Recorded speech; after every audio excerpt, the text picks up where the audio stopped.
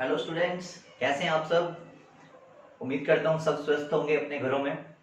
तो हम क्या पढ़ रहे थे, क्लास 11 का स्टेट्स ऑफ मैटर चैप्टर पढ़ रहे थे। और उस चैप्टर में हमने क्या चीजें डिस्कस करी थी, लॉस कुछ डिस्कस करे थे, जिसमें हमने बॉयल्स लॉ पढ़ा था और उसके साथ चार्ल्स लॉ पढ़ा था। तो आज का हमारा टॉपिक है उसी के साथ थर्ड लॉ जो है, दैट्स एवोगाड्रोस लॉ। तो एवोगाड्रोस लॉ पढ़ने के बाद हम तीनों लॉज को कंबाइन कर देंगे और एक इक्वेशन ड्राइव करेंगे और उस इक्वेशन का नाम रहेगा आइडियल गैस इक्वेशन। तो अब मैं आपके साथ बात करूंगा कि एवोगाड्रोस लॉ क्या है। एवोगाड्रोस नंबर के बारे में हमने पहले भी पढ़ा हुआ है, पहले भी स्टडी करा है फर्स्ट चैप्टर में। एवोगाड्रो ने क्या बताया, तो ध्यान से देखेंगे। इसने कहा कि अगर हम under similar conditions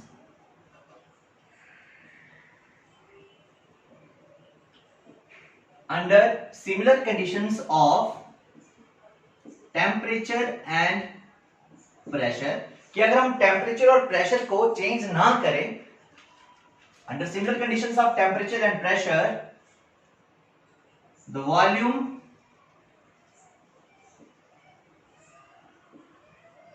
is directly proportional to number of moles। इस लॉ के अकॉर्डिंग क्या है कि वॉल्यूम जो होता है वो डायरेक्टली प्रोपोर्शनल होता है number of moles. N is the number of moles. और आपको पता है नंबर ऑफ मोल्स का फॉर्मूला क्या होता है, given mass upon molar mass. ठीक है, तो ये एवोगाड्रोस का लॉ कहता है। क्या कहता है कि अगर हम टेम्परेचर और प्रेशर की कंडीशन को सेम रखें, चेंज नहीं करें, तो उस कंडीशन में वॉल्यूम और मोल्स जो हैं वो डायरेक्टली प्रोपोर्शनल, जितना ज्यादा वॉल्यूम उतने ज्यादा नंबर ऑफ मोल्स। एक तरीके से और भी ये एक्सप्लेन करता है, वो कैसे, इक्वल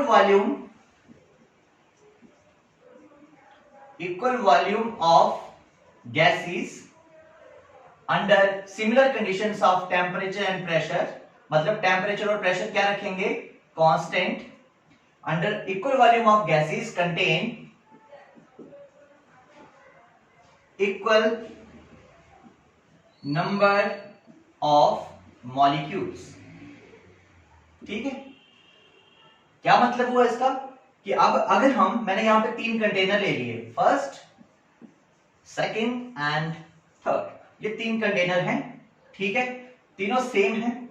हमने इसमें 2 लीटर ऑक्सीजन डाल दी, इसमें 2 लीटर हाइड्रोजन गैस डाल दी और इसमें 2 लीटर नाइट्रोजन गैस डाल दी। तीनों में वॉल्यूम सेम है और हम टेम्परेचर और प्रेशर की कंडीशन को सेम रखेंगे।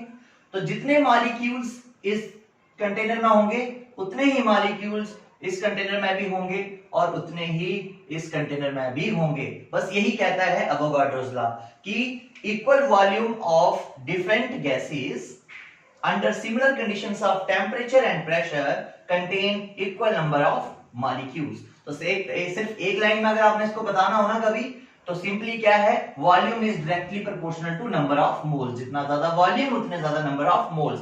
और अगर वॉल्यूम सेम है बहुत सारी गैसेस का, तो उसमें नंबर ऑफ मॉलिक्यूल्स भी बराबर होंगे, लेकिन कंडीशन क्या होनी चाहिए, टेम्परेचर और प्रेशर सेम होनी चाहिए। ठीक है, आप इसको नोट करो जल्दी से।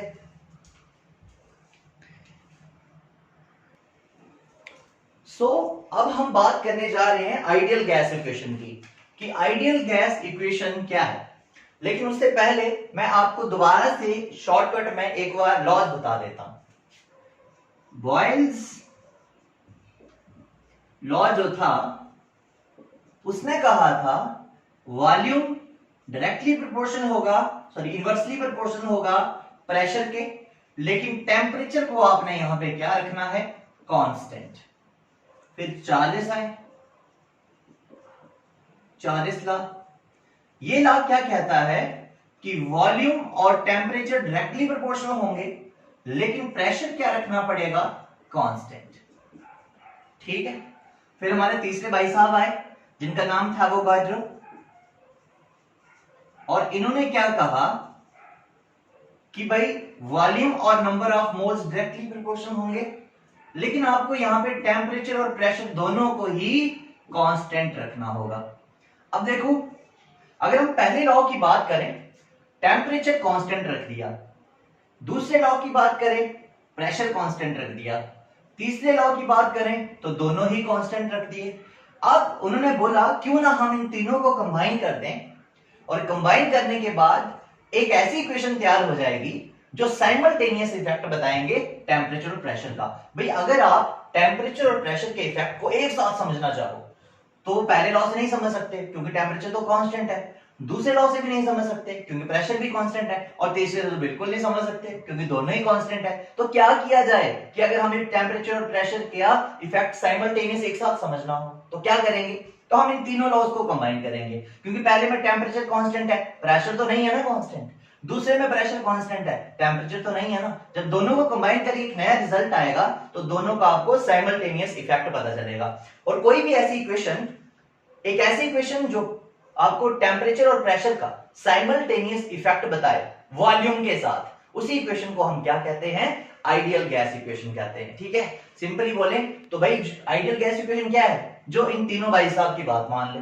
मतलब बॉयल ने क्या कहा, चार्ल्स ने क्या कहा और एवोगाड्रो ने क्या कहा, तीनों की जो बात मान लेगी वो आइडियल होगी। लेकिन प्रैक्टिकली बोलो तो आइडियल गैस होती ही नहीं है। अभी आगे आगे आपको पता चलता जाएगा। ठीक है, इसको अब आप ह्यूमन नेचर के साथ भी कंपेयर कर सकते हैं। भाई कोई बंदा भी आइडियल नहीं होता। ठीक है, मान के तो चलते हैं हम कि भाई ये हमारा आइडियल है, हम इसके साथ सारे रूल्स फॉलो करते हैं, लेकिन कहीं ना कहीं लैग कर जाते हैं। ठीक है, तो वैसे आइडियल गैस इक्वेशन भी नहीं होती है, gas all gases are non ideal. लेकिन हम किसी गैस को आइडियल बना सकते हैं उसमें कुछ जबरदस्ती कंडीशन अप्लाई करके।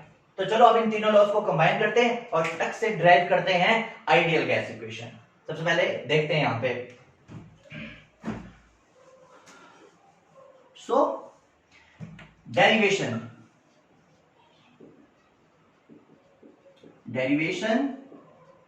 of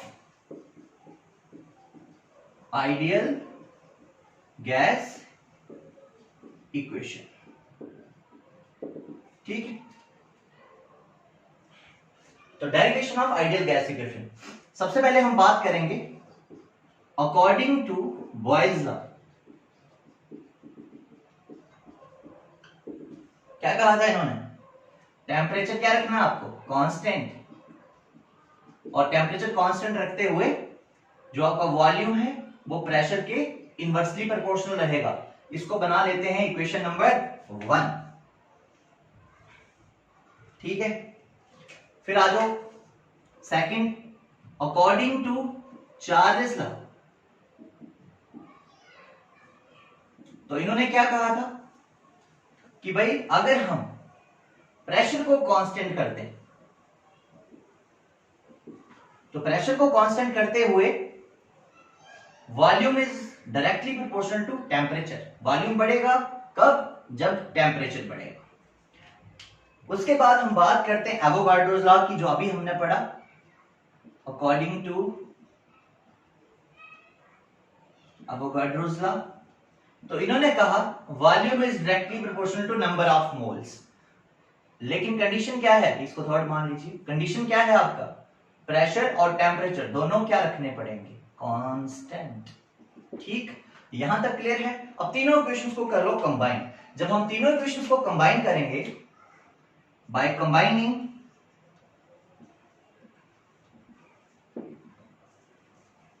first, second and third equation, क्या आएगा हमारे पास, volume is directly proportional to temperature के भी डायरेक्टली प्रोपोर्शनल है, नंबर ऑफ मोल्स के भी डायरेक्टली प्रोपोर्शनल है, और T के इनवर्सली है।